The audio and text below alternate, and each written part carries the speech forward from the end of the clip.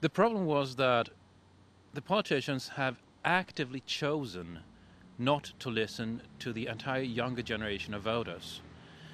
We have this new technology, we have this new culture with file sharing, with the internet, and the politicians don't understand it. They have actively chosen to criminalize the entire younger generation of Swedish citizens and voters.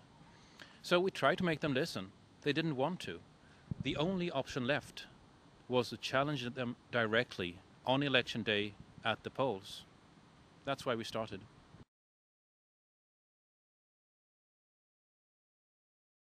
Right, we only have three issues, and they're very closely connected. We are talking about shared culture, we're talking about free knowledge, and we're talking about a protected privacy.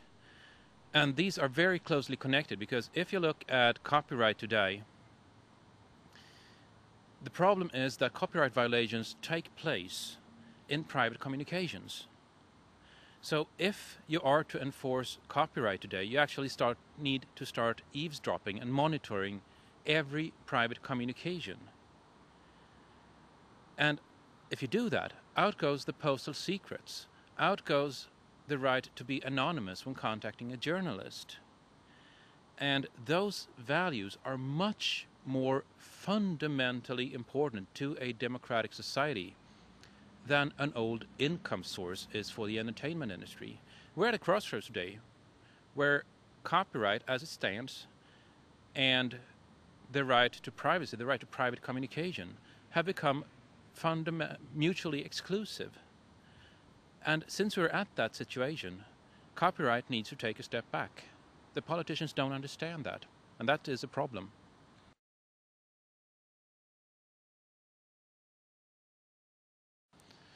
We're saying that these three issues that we bring to the table are so important that we won't bring anything else up.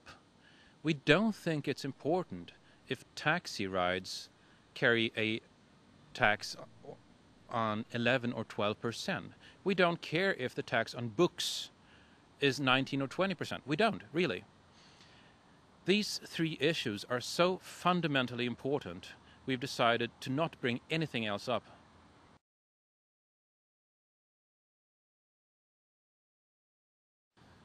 Well, we started here in Sweden, but you got to start somewhere. This is definitely a global movement.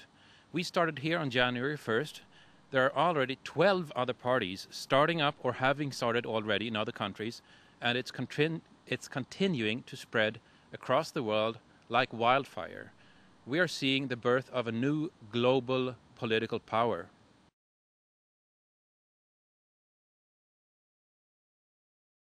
Well, absolutely. I mean, people on the internet don't really respect national boundaries. Everybody is talking to each other. We were joking the other day that this is probably the first party to run in the European elections in 2009 as one party across Europe.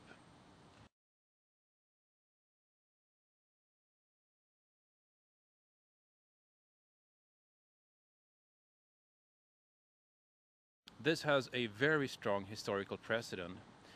If you look at the Middle Ages, back then the church controlled all information, every piece of knowledge, every piece of culture, and they were actively opposing that people in general should learn how to read and write, because the preacher could tell them everything they needed to know anyway, right?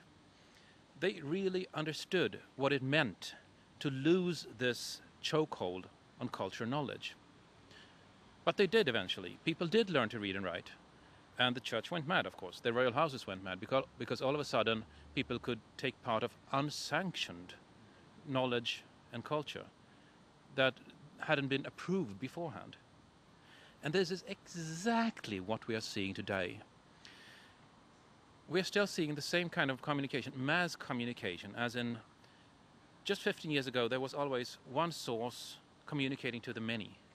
Like a newspaper had one responsible publisher communicating to the many. A TV station was sent from one source, and so on and so forth. Today, however, with the internet, millions of people are exchanging culture and knowledge organically all the time on the internet. There is nobody to hold responsible anymore if the wrong piece of knowledge should spread. And this is crucial, because all of a sudden there's no way to control the information. There's no way to control culture, control knowledge. And those who control culture and knowledge control the world. You don't have to set laws. It's enough to control what people know and believe. And that is losing its last control points. So people don't understand how big this really is, but it is. I mean, it's huge.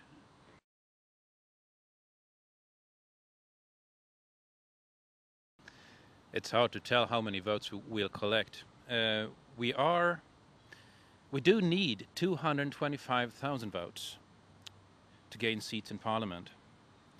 There are 1.2 million file-sharing people in Sweden, which means that if as much as 1/5 of these criminalized, demonized people just say enough is enough, 1/5, that's enough, then we'll actually get into Parliament.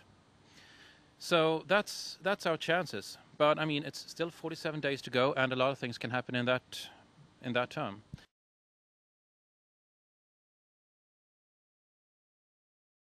We are ready, yes. We had our candidates. We have our roadmap, or we don't call it a roadmap. We're Pirates. We have our chart, and we believe this is the start of something big.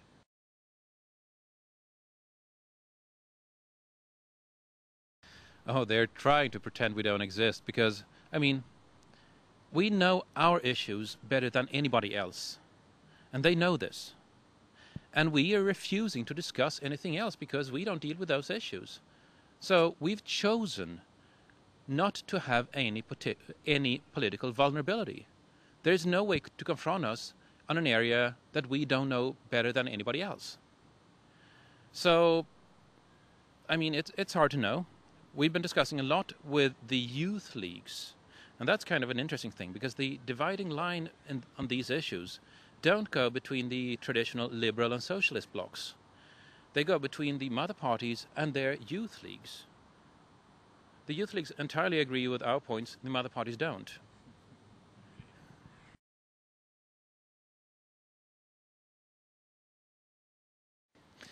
I do, actually. With the advent of the entertainment industry lobby, we are under siege. We seriously are. They are doing everything they can to prevent progress, to prevent the spread of culture, and to prevent privacy as we know it. The only way to stop this is to unite. We have shown in Sweden that we can do it. The only thing it takes is for somebody to stick a flag in the ground and saying, here, let's gather around this and put an end to their lobbying.